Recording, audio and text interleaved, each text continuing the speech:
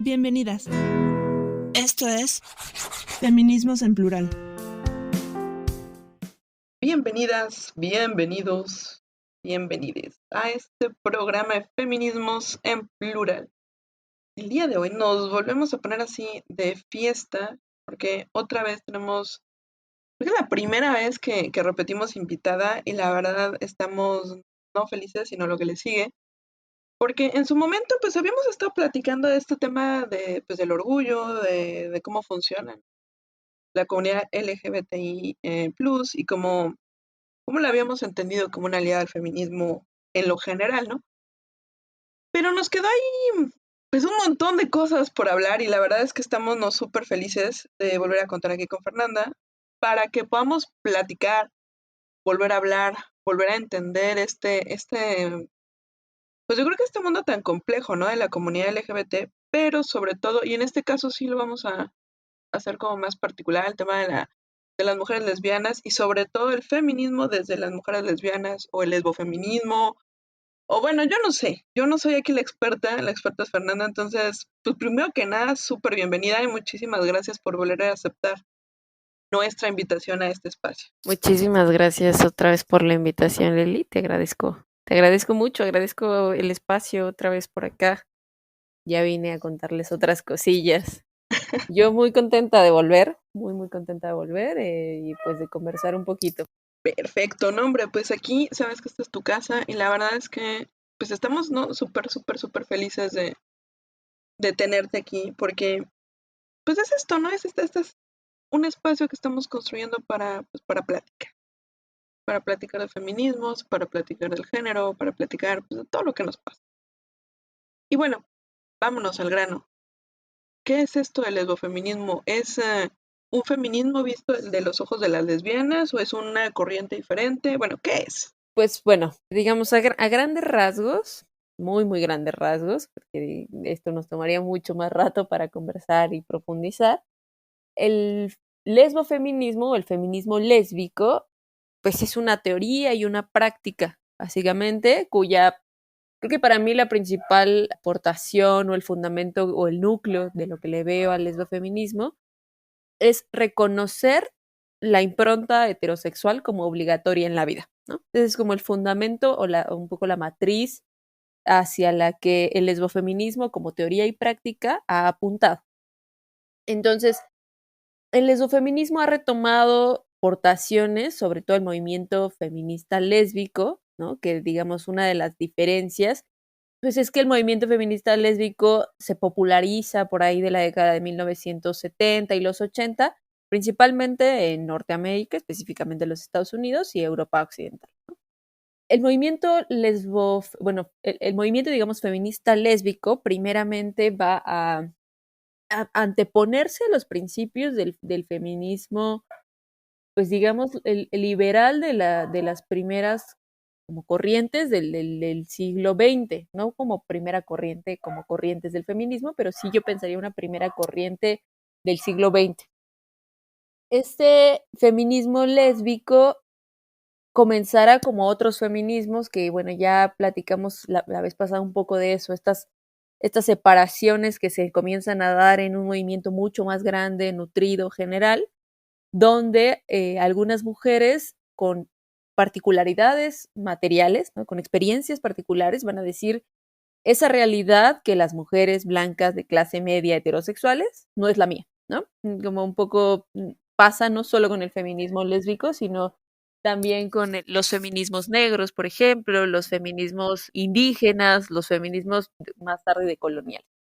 Entonces, una de las improntas del feminismo lésbico y luego del lesbofeminismo, ya cuando se convierte, digamos, en una postura teórico-práctica, es reconocer esas diferencias al interior del feminismo, ¿no? La experiencia de las mujeres no es igual, no todas las mujeres vivimos las mismas realidades y condiciones, pero por lo tanto en el interior necesitamos modificar estas, pues sí, estas experiencias y hablar desde lugares particulares. Entonces, entendiendo eso, el feminismo lésbico y luego el lesbofeminismo apuntará a la importancia como núcleo de la heterosexualidad obligatoria.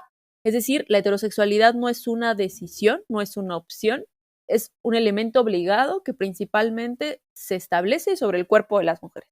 Son las mujeres las obligadas a la heterosexualidad, y la heterosexualidad viene encaminada con otros elementos, como por ejemplo la monogamia y el vínculo también con el amor romántico, ¿no? Las mujeres están obligadas a ser Claro. heterosexuales, están obligadas a ser monógamas y, por supuesto, a vivir una eterna imagen de novela del amor romántico con un varón, ¿no? Siempre con un varón.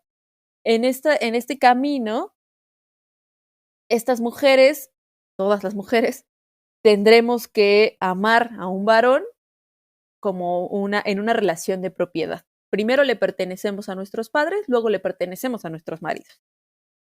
Entonces, estas mujeres escritoras, sobre todo, hay que decirlo, el lesbofeminismo tiene una impronta y una orientación del feminismo radical, van a reconocer que este sistema, un sistema patriarcal, obliga a las mujeres a la heterosexualidad, no lo hace, sí obliga también a los varones a la heterosexualidad, yo ahí pondría unos corchetes, pero no de la misma manera, no tiene las mismas consecuencias para las experiencias de mujeres y de hombres, sobre todo en el tema, por ejemplo, de la monogamia también, ¿no? Las mujeres están obligadas a pertenecer, digamos, como cuerpo, alma, espíritu, a un varón, y los hombres no tienen la misma relación en este sistema patriarcal, ¿no? Entonces, un poco esto, a resumida cuentas, lesbofeminismo va a criticar este sistema patriarcal, como lo hacen otros feminismos, pero concentrándose en la impronta heterosexual del patriarcado, ¿no? O sea, va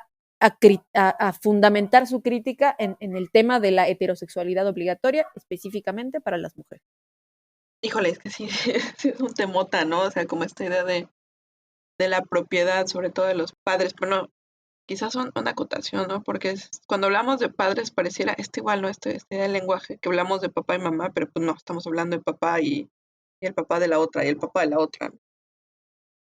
Pero, bueno, en la construcción esta teórica que hemos tenido a lo largo pues, del siglo XX y quizá del siglo XXI, el lesbofeminismo ha sido muy, muy importante, o es mi imaginación, en la construcción de la teoría feminista o en la construcción política del feminismo, en la parte de los movimientos sociales feministas.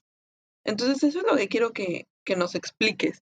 ¿Cuál ha sido realmente los alcances o la importancia pues, de estas críticas lésbicas desde el feminismo y desde el feminismo radical al movimiento, a la teoría? O sea, el feminismo en su compleja diversidad.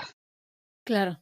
Pues creo que, otra vez, creo que esta propuesta teórica no solo fue teórica, fue política, ¿no? O sea, fue una propuesta y una aseveración política, porque si pensamos específicamente en el caso de Now, en los Estados Unidos, digamos como el feminismo liberal institucionalizado, que un poco critica el lugar de las mujeres en la familia norteamericana tradicional, específicamente pensemos en el libro de la mística de la feminidad, ¿no? Claro, de Betty Freeman. Ese texto nos permite plantear algunas de las necesidades de las mujeres heterosexuales en el contexto norteamericano. Pero la organización del feminismo radical, por ejemplo, escritoras como Sheila Jeffries o Adrienne Rich, por ejemplo, van a comenzar no solo ellas, muchas otras, van a comenzar a poner los puntos sobre las IES, a decir, claro, esa experiencia de esas mujeres es valiosa, es importante, pero no es suficiente explicarla por las dinámicas que se establecen en los matrimonios, sino que hay que ir un paso más allá. Hay que entender cuáles son las dimensiones que obligan a estas mujeres a mantenerse en esos vínculos. Y ese es el fundamento del patriarcado, uno de los grandes pilares, que es la heterosexualidad obligatoria. Entonces, estas mujeres, al ser obligadas a concebir toda su experiencia afectiva, sexual, etcétera, etcétera, solo con varones están obligadas a mantener este régimen heterosexual. Entonces, digamos, no es nada más una propuesta teórica, sino que se enmarca en una propuesta política para hablar de la experiencia de muchas mujeres, no solo en el contexto norteamericano, por lo menos en el caso de América Latina, Tendremos también reflexiones muy importantes de teóricas que ahora están un poco más alejadas del lesbofeminismo, pero que han dado el fundamento de estos planteamientos específicamente para el contexto de América Latina, como Ochi Curiel, quien pensará o analizará la heterosexualidad no solo como esto, como una obligación, sino como una organización social patriarcal, ¿no? Es una organización social que enmarca todas nuestras relaciones y que luego entonces no es algo nada más teórico, sino que en toda nuestra realidad cotidiana nos vemos obligadas a cumplir con esta norma heterosexual. Y claro, quienes salimos de esa norma somos castigadas socialmente, ¿no? Entonces, no solo vamos a ser obligadas en un sentido moral, sino en un sentido normativo. Todas aquellas quienes no estamos dentro de esos marcos, vamos a ser obligadas o rehabilitadas en este sistema de formas muy, muy violentas, ¿no? Como las conocemos a través de estas famosas terapias de conversión, que casi siempre vienen atravesadas por terapias de abuso y violencia sexual, pues claro, por una normatividad que en muchos contextos, hoy todavía en muchos países, la homosexualidad y el lesbianismo también son castigados con cárcel o con muerte, ¿no? Claro. Entonces, es una impronta que no solo es moral o espíritu, o sea, digamos en el espíritu, sino que tiene consecuencias prácticas, reales y muy brutales para las mujeres. Entonces, digamos, esa yo creo que es también ya más allá de la potencialidad teórica, los alcances prácticos a los que nos deja llegar el lesbofeminismo. Fíjate que estaba pensando justamente cuando empezamos a platicar de este episodio, porque digamos que lo estoy viendo hasta como un punto B o una segunda parte de esta plática primera que tuvimos en su momento, que hablábamos de esta no visibilidad de las mujeres lesbianas o en general del colectivo, pero sí que los hombres gays habían parecido como muy, muy evidentes y eran los protagónicos, ¿no? Claro. Muchas veces de estas manifestaciones o cuando se habla del colectivo LGBT, o sea, más bien ellos se apropiaron incluso de la palabra gay, etcétera, ¿no? Entonces, pues creo que quisiera que nos contaras un poco de eso porque pareciera de repente, pues eso, ¿no? Que se robaron los reflectores los hombres gay y no es que uno esté en contra de ellos ni nada por el estilo, pero quiero hablar de la otra cara de la moneda, la otra cara del movimiento. ¿Qué pasa con las mujeres lesbianas? ¿Qué pasa con las mujeres bisexuales? Digo, ya en su momento hablamos un poco de la comunidad trans, pero ¿qué pasa con ellas? Claro. Bueno, específicamente te voy a hablar del caso que conozco mejor, que es el caso mexicano. Y Obvio. entonces, para entender todo el movimiento lésbico en México, hay que entender todo el movimiento de liberación homosexual en el país.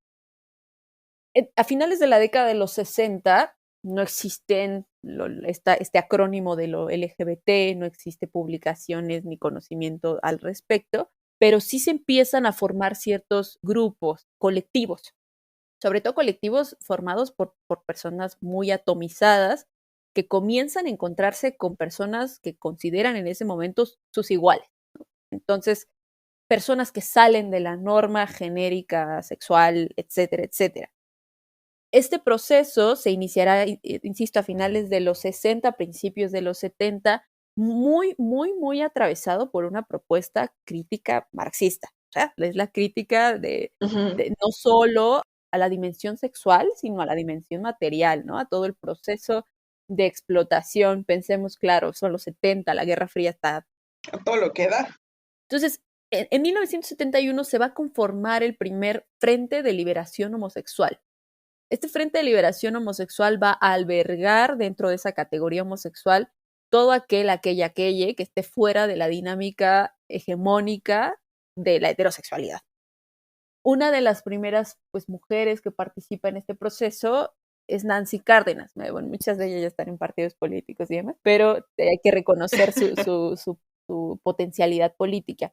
Nancy Cárdenas va a escribir al respecto de la experiencia de las mujeres lesbianas en este proceso, o mujeres homosexuales, ¿no? Digamos, un poco la categoría del lesbianismo se va a ir adaptando poco a poco, pero pensemos en este proceso de las mujeres dentro de este colectivo más grande que alberga a todas, todos. En 1973 van a venir a desdibujarse un poco y a evidenciarse esas diferencias de esto que las feministas radicales, feministas negras, etcétera, nombraron en el contexto norteamericano ya. Mi experiencia no es igual porque tiene dimensiones particulares que la diferencia. Y una de las rupturas más importantes va a ser la experiencia entre hombres homosexuales y mujeres homosexuales. Entonces, va a venir el surgimiento de la primera organización de mujeres lesbianas, que se va a llamar Lesbos, por ahí de 1975, no lo tengo muy fresco, por ahí de 1975, hablo de la mitad de los años 70. Y vienen estos procesos y van a empezar a atomizarse nuevamente. Por un lado, Lesbos, por otro lado, el Frente Homosexual de Acción Revolucionaria. El dote de revolución va a estar presente todo el tiempo en los 70. Vamos a tener también a Lambda de Liberación Homosexual, varios colectivos que empiezan a separarse, a desagregarse por experiencias particulares. Entre ellos, Lesbos va a decir, mi experiencia como mujeres lesbianas no es igual a la de los varones. Luego entonces tengo que hablar de las particularidades de mi vida y de mi trayectoria. Ahora, para entender también el propio proceso de formación digamos, de los movimientos lésbicos, gays, trans, ¿no? Bueno, de lo trans ya platicamos un poco la vez pasada y yo te decía, van a atomizar el colectivo lésbico y gay, se va a un poco más a conjuntar para hablar de experiencias, de sus experiencias particulares, considerando esta dimensión. Pero la trayectoria para las mujeres lesbianas se va a desdibujar un poco por la pérdida de visibilidad que van a tener los varones por la pandemia del VIH-Sida.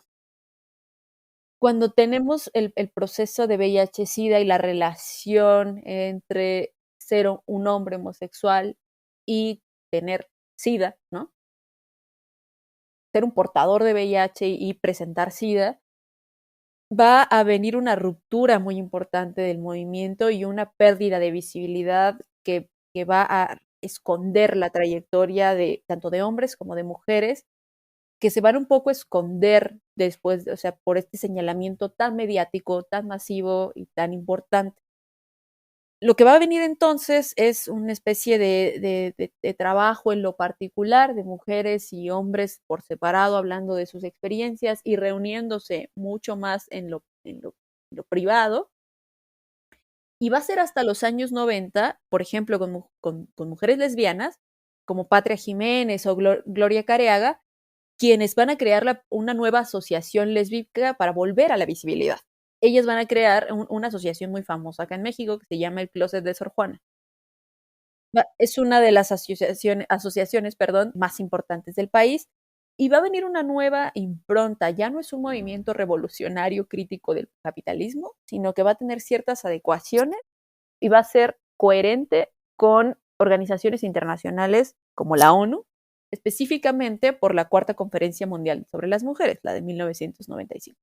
Entonces, tenemos una transformación del movimiento lésbico feminista que en México tiene particularidades muy específicas que no pasan, por ejemplo, en contextos como el estadounidense.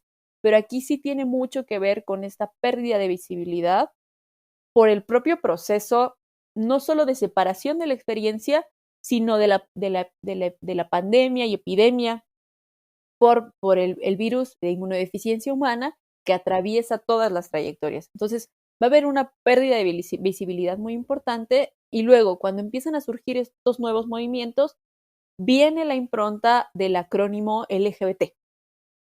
Y nuevamente va a haber un borrado sistemático de la experiencia de todo lo que no sea gay, yo diría.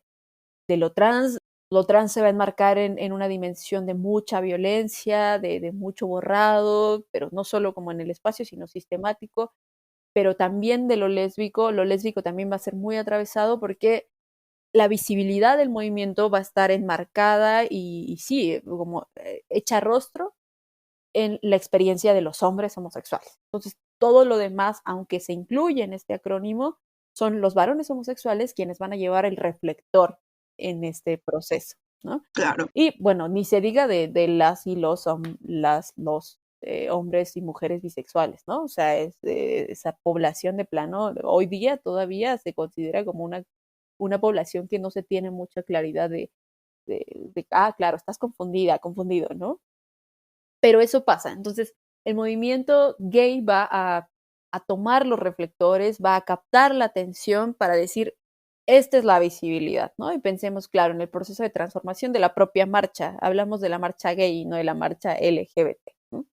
Entonces, esa visibilidad va a venir por parte de los varones y las críticas por parte del movimiento lésbico feminista y del movimiento lésbico también en particular, por parte de esa pues visibilidad que adquieren los varones y la pérdida del llamado a las trayectorias de las mujeres en todos los sentidos. Cuando se comienza a prestar atención a la experiencia de los varones específicamente en términos de salud sexual, de visibilidad, no sé, de salud mental, etcétera, etcétera, las mujeres quedan desdibujadas de ese panorama, sobre todo las mujeres lesbianas, ¿no? Cuando se habla de salud sexual, claro, usa condón, ¿no? Pero no hay una trayectoria que atraviese o que entienda, ni desde la salud, la experiencia de las mujeres lesbianas, ¿no? Como, claro, vas al ginecólogo y dices, claro, ¿tienes vida sexual activa? Sí. ¿Cuántas parejas? Bueno, tengo, no sé, 3 parejas sexuales y son mujeres.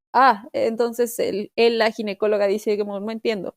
Ups. Y ese es uno de los elementos de visibilidad en los que las mujeres lesbianas hemos intentado incidir, ¿no? Nuestras experiencias sexuales, afectivas, políticas importan. Y no es que importen, un poco lo que tú decías, ¿no? No es que estemos en contra de los hombres homosexuales, sino hablar de la importancia de estas otras trayectorias que, pues, que no son la de los varones homosexuales, casi siempre de los varones homosexuales blancos, clase mediera. Fíjate que ahorita que lo comentas, y hay una pregunta, quizá una pregunta que voy a sacar un poco de guión para que te quería hacer. ¿Cómo las mujeres lesbianas, bisexuales pueden acercarse a saber un poco de la propia sexualidad, de cómo te proteges, cómo te acercas a un mundo de la salud que está pensado pues de una manera heteronormativa y si no, de una manera hombre-hombre en el contexto de la sexualidad? ¿Cómo nos protegemos, pues? Pues mira, esa es una pregunta que me he hecho muchas veces y creo que, pues, mira, por ejemplo, voy a hablar de mi, ya se está personalizando esto. Apareces aquí. Mi caso particular, yo salí del closet, ¿no? A los 15 años, hace 11 años, ¿no? Y venía una transformación de la política pública en la Ciudad de México, que es el contexto que también yo he atravesado, que es también muy particular, centralizado y muy específico. Pero sí había una transformación de la política pública y de la visibilidad de ciertas sexualidades disidentes, ¿no? Entre ellas, otra vez, prioritariamente la homosexual, pero también la lésbica, y yo creo que esas dos y ya, ¿no? O sea, para mí sí, ese fue lo que a mí me tocó. Ser bisexual era que estabas confundido, confundida, y en algún momento te ibas a aclarar, ibas a si elegir o chile o mole y ya, ¿no? Pero para las mujeres lesbianas, y es que me acuerdo mucho de Hannah Gadsby en sus stand-up, en verdad, ay, bueno, qué mal puede causarle a la gente que las mujeres se den abrazos, ¿no? Entonces, había muy poca información, había muy poco de dónde saber más allá de mujeres lesbianas más grandes. Y un poco la aproximación al conocimiento todavía hoy día se basa en estas redes. Conocer a mujeres lesbianas que ya pasaron por ciertos procesos y un poco como familiarizarte con el ambiente, con las formas de ser, de actuar en la vida sexual, por ejemplo, cómo comprar cosas, cómo compartir cosas, cómo compartir experiencias, cómo vivir tu sexualidad más allá como de la presencia o no, ¿no? De un pene, un falo, o sea, cómo construir este vínculo sexual. Y un poco es o sea, a mí me pasó en ese momento, era, pues sí, como caminando y dando tropiezos y aprendiendo en el camino. Hoy día, afortunadamente, existen muchas más organizaciones de mujeres que tienen relaciones con otras mujeres, no solo sexuales, sino afectivas, de mujeres lesbianas, que comienzan a dar claridad que probablemente a mí me hubiera gustado tener en ese momento, pero que visibilizan muchos temas, como, claro, no importa que seas lesbiana, puedes adquirir enfermedades de transmisión sexual, las formas de cuidado son estas, el uso de condón siempre hay que priorizarlo aún en una relación lésbica, etcétera, etcétera. Creo que hoy día contamos con más mecanismos de información, afortunadamente, sobre todo para las generaciones venideras, para decir, hay maneras de comunicarte, hay redes de apoyo muy fuertes, hay formas de conocer tu cuerpo, de conocer el cuerpo de tus compañeras y de tener una sexualidad plena, claro, que no esté juzgada ni atravesada por esta hegemonía o esta impronta heterosexual. Que claro, todavía es difícil, es un camino largo. Hoy día todavía muchas ginecólogas, ginecólogos se conflictúan mucho cuando se encuentran con una mujer lesbiana porque dicen, ¡ay! No entiendo, ¿no?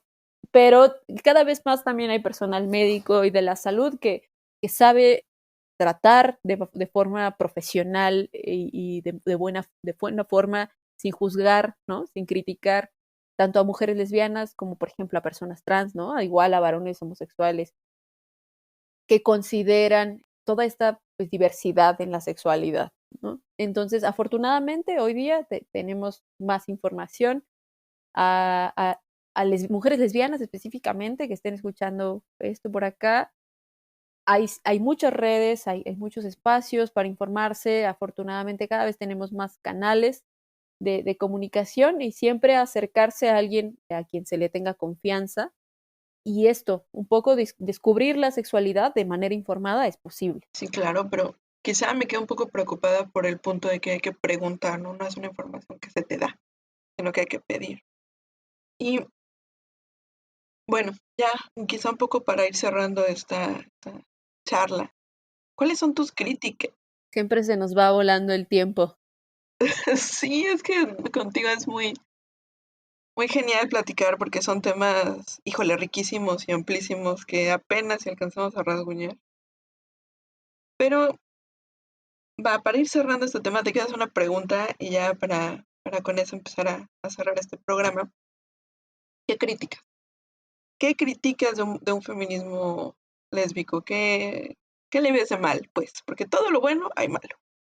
Claro, pues mira, tú me conoces. Quizá quienes nos escuchan no, pero tú me conoces y yo tengo una postura muy, muy crítica de muchas cosas y sobre todo de muchas posturas políticas que se convierten en dogma. Y yo creo que ese es el peligro más grande. Yo nunca voy a olvidar una frase que leí por ahí hace muchos años que dice, el feminismo tiene que incomodar y el feminismo tiene que cuestionar. Cuando el feminismo no incomoda y no cuestiona, No está haciendo su trabajo. no sirve, ¿no? Entonces, para mí el feminismo no es una cosa donde ya todo está dicho y se cerró y se acabó. Para mí es una serie de discusiones, de relaciones y de redes que todo el día y cada día se van discutiendo y se van mejorando y se van criticando y se va avanzando. Y mientras eso no se haga, pues para mí es un despropósito.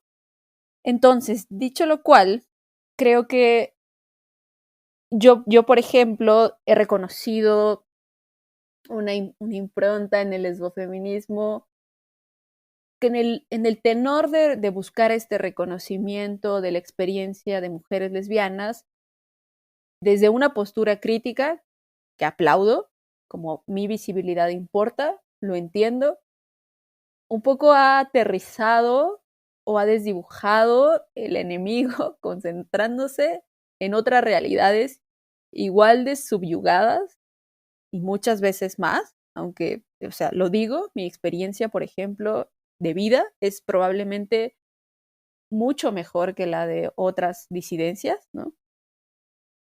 Pero en este camino se ha perdido el enemigo, y me acuerdo de verdad como, mi vida es un meme, perdón, como claro, chicas, el patriarcado está por allá, ¿no? Y hay que prestar atención al verdadero enemigo, que es el sistema patriarcal, que es la dimensión del heterosexual obligatoria, pero que no son los cuerpos disidentes los les que la albergan. Hay que pensar y concentrarnos en ver dónde está eso que queremos transformar. Si queremos transformar a través del cambio significativo, que sea antirracial, que sea crítico de la orientación sexual hegemónica, que sea crítico del capacitismo del Estado patriarcal, a través de reconocer nuestro lesbianismo y nuestras identidades disidentes de género como potenciales en contra de este sistema, o vamos a hacerle la chamba al patriarcado sumándonos en contra de las poblaciones que ya la están pasando mal. Y no solo la población lésbica, sino todas estas poblaciones que en sus diferencias albergamos ciertas similitudes porque estamos yendo a contracorriente y a contraflujo todo el tiempo. Entonces, creo que para mí lo importante es pensar en las potencialidades del feminismo lésbico hacia la construcción de una nueva forma de vida, de una nueva forma de experiencia sexual, de la disidencia, que no se enmarque en estas críticas que a mí me parecen además que no encuentran lugar, ¿no? Que ya no tienen mucho que decir, y es que hay que pensar en el feminismo desde la experiencia, pues sí, incluso en contra de la dimensión privilegiada, blanca, que le dio lugar, ¿no? Que le dio lugar a su propia creación, sino pensar en el feminismo lésbico como un asunto que puede traer el elemento, pues sí, como crítico,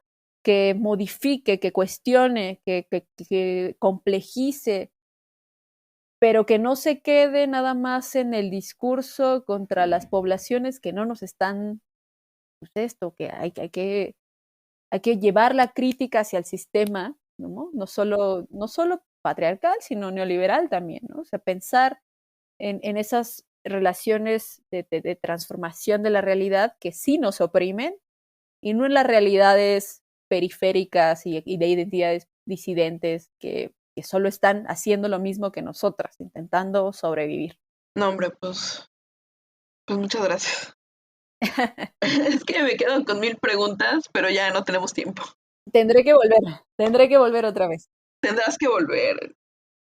Porque sí, la verdad es que contigo sí nos quedamos así como que, bueno, me quedan muchísimas preguntas todavía como pensadas. Pero bueno, ahí están anotadas para nuestra tercera parte contigo. Me encantará. Pero pues muchísimas gracias, Fer, por estar acá. Muchas gracias a ti. Es tu casa y pues bueno, estamos súper felices de tenerte aquí. Y pues bueno, esperamos volverte a ver pronto. O mejor dicho, volverte a escuchar pronto por acá. Muchas gracias. Bueno, pues a todas, todos los que nos escuchan, pues muchísimas gracias. Hasta la próxima. Esto fue Feminismos en Plural. Gracias por escucharnos. Hasta la próxima semana. Síguenos en nuestras redes sociales, Facebook, Twitter, YouTube e Instagram.